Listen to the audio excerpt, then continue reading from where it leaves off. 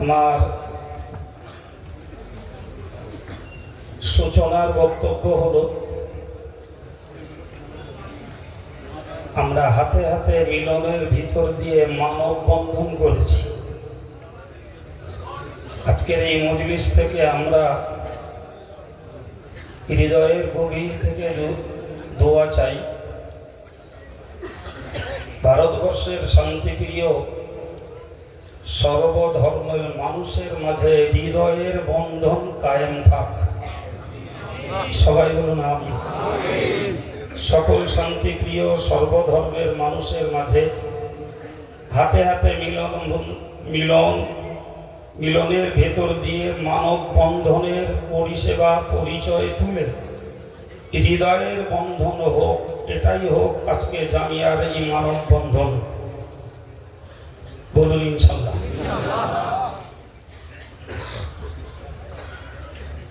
জিকিরের জন্য বসেছি,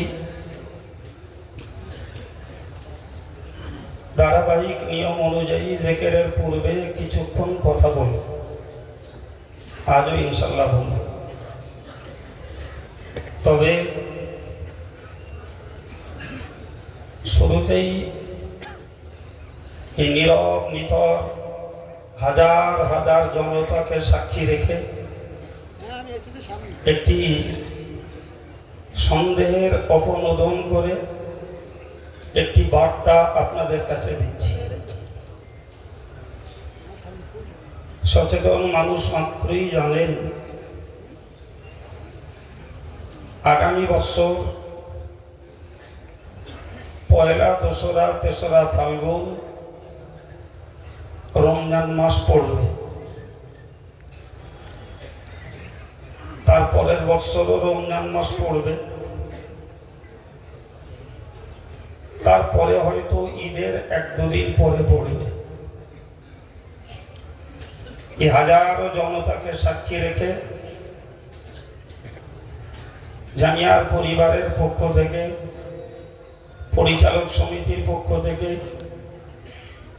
মাগরিবি বাঙ্গাল আঞ্জুমানে ওয়াইজিনের পক্ষ থেকে, অল ইন্ডিয়া সুন্নতুল জামাতের সমস্ত ব্লক কমিটির পক্ষ থেকে, ইউটিউবার সেল, মিডিয়া সেল বা cyber cell, Rahmania student federation, Jamiatul Muallimin, এক কথায় অল ইন্ডিয়া সুন্নতুল জামাতের সকল বিভাগীয় কমিটির পক্ষ থেকে ঘোষণা হচ্ছে, জামিয়ার ইসালে সওয়াব পয়লা, দোসরা, তেসরা ফাল্গুন বহাল থাকবে ইনশাআল্লাহ।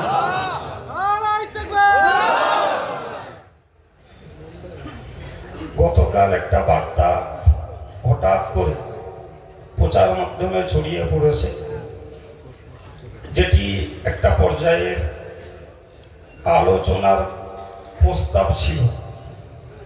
সেটি আমাদের মধ্য থেকে কেউ আমার অগোচরী সোশ্যাল মিডিয়াতে ছড়িয়ে ফেলেছে। সেটা ছিল 16, 17, 18 পৌষ। এই বার্তা যাদের কাছে আছে মুছে দিয়ে, যেটা আমাদের জামিয়ার সৃষ্টি লগ্ন থেকে, সূচনা লগ্ন থেকে আমার আব্বার উপস্থিতিতে নির্ধারিত তারিখ পয়লা, দোসরা, তেসরা ফাল্গুন, রমজানের ক্ষুধার কষ্ট, পানির কষ্ট, সার্বিক পরিষেবার কষ্ট সব কিছুই মাথায় নিয়ে আমরা পয়লা, দোসরা, তেসরা ফাল্গুন জামিয়ার ইসালে সওয়াবকে বহাল রাখছি। আপনারা খুশি? সবাই খুশি? সবাই বলুন আল্লাহুম্মা আমিন। আর একটু জোরে বলুন আল্লাহুম্মা আমিন। তবে এ ব্যাপারে সবথেকে বেশি উদ্যোগী এবং সাহসী প্রস্তাব এনেছে আমার এই গ্যারেজ বলি আর মেহমানদারির দায়িত্বশীল কর্মী বিলেদান্নপুরিয়া গোপমহলের যুব সম্প্রদায়। তাদেরই জোরালো দাবি, যত কষ্টই হোক জামিয়ার ইসালে সওয়াব আমার আব্বার উপস্থিতির নির্ধারিত তারিখ, এ তারিখ পরিবর্তন হবে না। আমরা কমিটি তাদের এই উদ্যত প্রস্তাবকে মেনে নিয়ে আজকের এই নীরব মজলিসে সকলকে সাক্ষী রেখে ঘোষণা দিলাম। এরপরে আমাদের মিডিয়া সেল বা সাইবার সেলেরা যেমন প্রচার করে, আবার সময় এলে তারা তেমন প্রচার করবে। জামিয়া ইসালে সওয়াব পয়লা দোসরা তেসরা ফাল্গুন বহাল রইল। এরা দ্বিতীয় কোনো বিরক্তি আমাদের কাছে এসে আর কোনো জায়গা করতে পারবে না ইনশাআল্লাহ। দ্বিতীয় নম্বর একটা কথা বলছি, আপনারা ইতিপূর্বে শুনেছেন, আজকে নতুন করে একটু স্মরণ করিয়ে দিচ্ছি। আমাকে যে যাই সম্বোধন করুন আর যে যতই উচ্চ মর্যাদা দিন, আমি কি আমার থেকে ভালো কেউ জানেন না, ঠিক না ভুল? তবু নিয়ম অনুযায়ী আমি পানিগোপাড়ার হুজুর হাফেজ সাহেব কেবলা মরহুমের কাছে বায়াত, প্রথমত মিজলা হুজুর পীর কেবলার কাছে বায়াত, পরে তাঁর নির্দেশে পানিগোপাড়া হাফেজ সাহেব হুজুর কেবলার কাছে বায়াত, দ্বিতীয়ত তার নির্দেশে জানাব আলাজ আমির আলী সাহেব হুজুরের কাছে বায়াত, এরপর ফুরফুরা শরীফের কাইয়ুমুজ্জামান বড় হুজুর পীর কেবলা রহমতুল্লাহ আলাইহির মিজলা সাহেবজাদা পীর আবু ইব্রাহিম সিদ্দিকী রহিমাহুল্লাহ হুজুরের কাছে বায়াত এবং এজাজত প্রাপ্ত। আল্লাহর শুকরিয়া আদায় করে বলছি, নতুন একটি এজাজত প্রাপ্ত হয়েছি, তবে সেটির কোনো আত্মপ্রকাশ আমি করাইনি। তবে আমার যিনি শায়েখ সুদূর আসাম থেকে তিনি এসেছেন এবং তিনিও আজকে আপনাদের সম্মুখে আসবেন।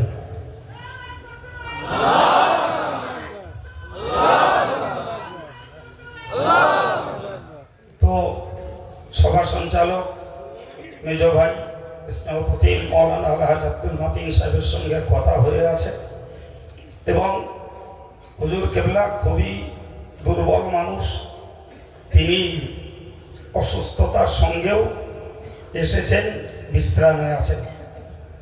তাকে আমরা অত্যন্ত গাইডের ভিতর দিয়ে আনব, গাইডের ভিতর দিয়ে নিয়ে যাব।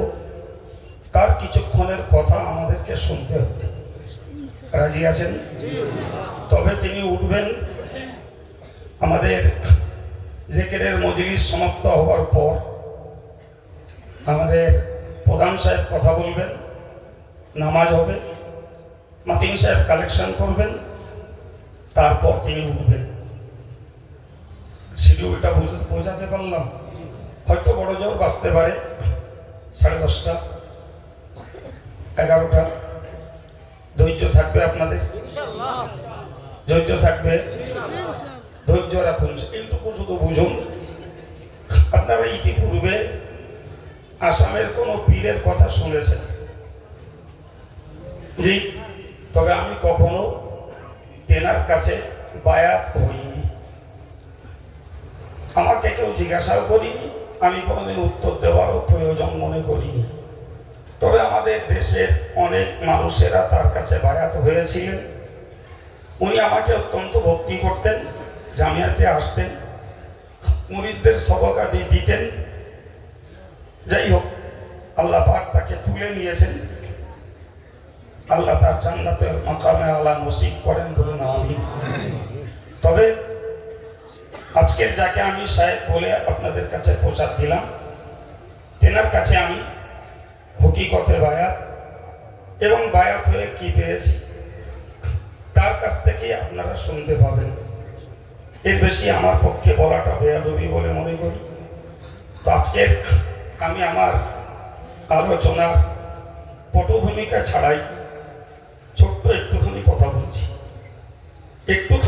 বলছি, যে কথাটি অনেক পুরাতন কথা। কালের চক্করে আমরা ভুলে গেছি, কালের চক্করে আমরা হারিয়ে ফেলেছি। কাজী সানাউল্লাহ পানিপতি রহমতুল্লাহ আলাইহি তিনি তার ইরশাদুত তালিবুন কিতাবে লিখেছেন, ইরশাদুত তালিবিন কিতাবে লিখেছেন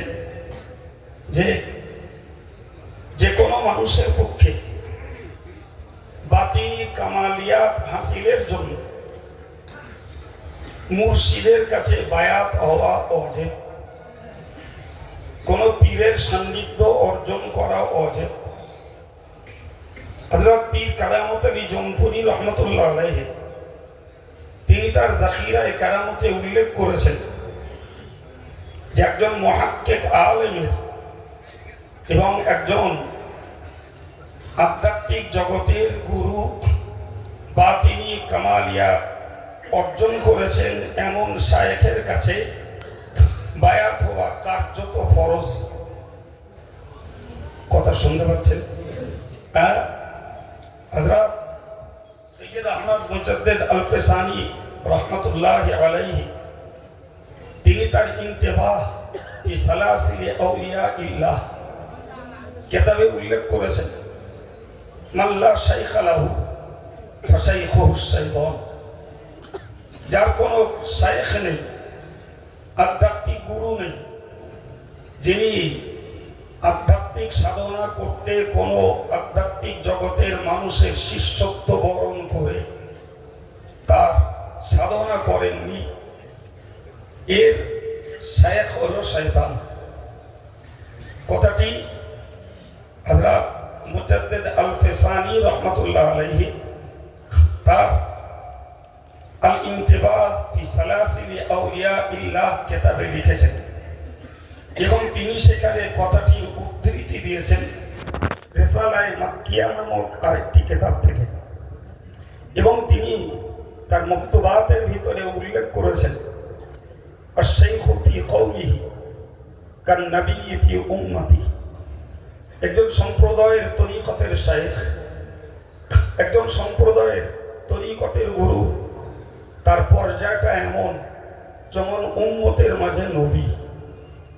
কথাটি কোনো ফুরফুরা পিসাব কেবলা হুজুরের নয়, বসিরহাট হুজুরের নয়, হযরত মুজাদ্দিদ আল-ফিসানি হুজুর রহমতুল্লাহ আলাইহি তিনি তার মক্তুবাতের ভিতরে উল্লেখ করেছেন।